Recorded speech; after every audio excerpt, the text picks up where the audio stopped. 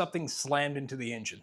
A violent jolt. The plane lurched, his warning lights began to flicker, and all of a sudden, smoke was pouring into the cockpit. Bush smelled the unmistakable smell of burning oil immediately. The engine began to sputter and cough, then unevenly roar as flames licked along the nose. They were still over the island. Anti-aircraft fire from the ground continued to burst underneath them.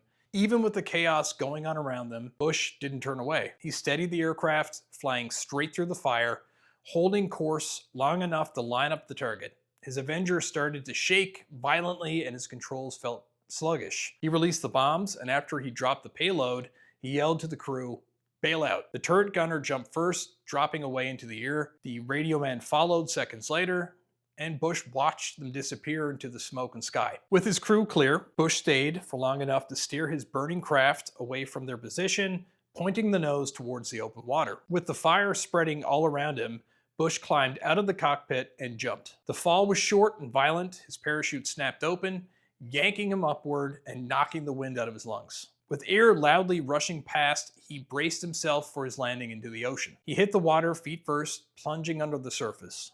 Salt water was filling his nose and his mouth as the parachute started to drag him down. Through panic, he kicked free, surfaced, and coughed. And just off the coast of the island, Bush watched as smoke curled up from burning planes into the blue sky above. With shaking hands, Bush inflated his life raft and pulled himself aboard it. So George found himself floating in a tiny raft, no idea where his crew was. So he just started scanning the horizon, because if he was picked up by a Japanese patrol boat, he knew that would mean interrogation through torture and execution.